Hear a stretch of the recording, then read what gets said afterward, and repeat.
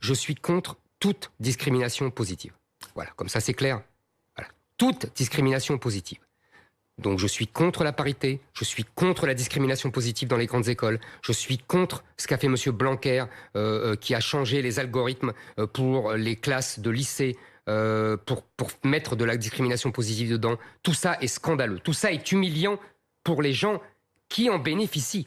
Parce que moi, excusez-moi, si une femme est compétente, elle doit avoir le poste. Si elle n'est pas compétente, elle ne doit pas l'avoir. Vous le savez très bien. Comment ? C'est pas comme ça que ça se passe. Je ne sais pas très bien du tout ça, moi. Non, je suis désolé. D'abord, je vais vous dire, la parité, ça concerne... Écoutez-moi, excusez-moi, la discussion pour savoir s'il va y avoir 10 postes dans les conseils d'administration, ça concerne quelques personnes de la bourgeoisie. Ça ne concerne pas les femmes françaises qui travaillent dans les hôpitaux, qui travaillent comme caissières à Monoprix et qui se font agresser et qui se font violenter et qui se font agresser par des gens, des migrants ou des mineurs isolés. Excusez-moi, là on est dans deux mondes. Moi, j'estime que le sujet aujourd'hui pour les femmes, ce n'est pas la parité dans les conseils d'administration ou dans les conseils régionaux. C'est le danger de mort.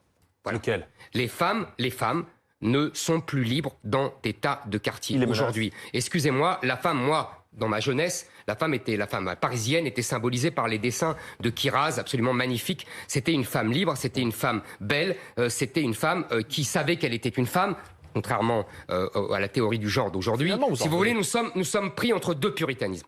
Entre le puritanisme de la théorie du genre qui nous dit une femme n'est pas une femme, un homme n'est pas un homme, et le puritanisme islamique qui interdit aux femmes de mettre des jupes et de se balader et qui les traite de putes quand elles s'habillent de façon féminine. C'est ça la vie des Français aujourd'hui. C'est pas la parité dans les conseils d'administration. C'est ça la vie des Français. Bon, alors déjà dans le conseil d'administration, moi je trouve ça plutôt mieux et je trouve ça surtout plus intéressant. Oui, c'est bien pour 10 personnes, c'est très bien. Elles sont très contentes et c'est très bien pour elles. Mais c'est pas le sujet, pardonnez-moi. C'est pas un sujet qui concerne les Françaises et les femmes françaises. Mais je ne vous dis pas ça, c'est vous qui en avez parlé, c'est pas moi quand même. J'ai donné un exemple. Non, mais bon. Oui, bah, enfin, c'est vous qui en avez parlé, ne me reprochez pas d'en parler à mon tour. Mais je ne reproche pas d'en parler. De même que ça existe aussi au niveau, ce qui est plus intéressant que les conseils d'administration, des conseils de direction, et ben là aussi c'est une bonne chose. Sur le reste, l'idée selon laquelle il ne doit pas y avoir de discrimination positive, alors je suis désolé, moi je pense exactement le contraire. Je pense qu'on est un pays dans lequel la discrimination positive a toujours été employée, je dis bien toujours. Alors là, vous m'en... Mais ça, sans arrêt, enfin. Ah oui. Mais bien entendu. Quand on était jeune, elle était employée. Mais bien entendu. Ah oui.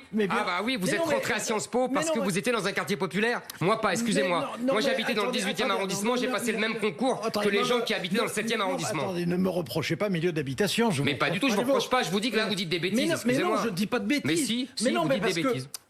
Parce que vous ne regardez que, comme souvent, enfin même comme toujours, uniquement à travers un regard partial, mais si.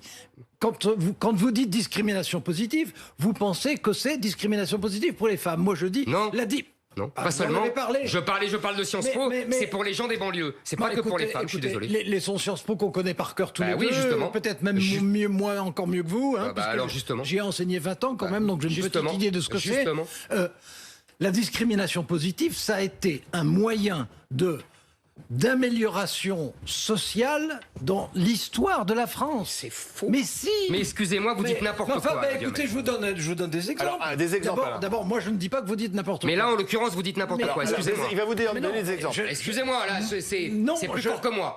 Je suis désolé.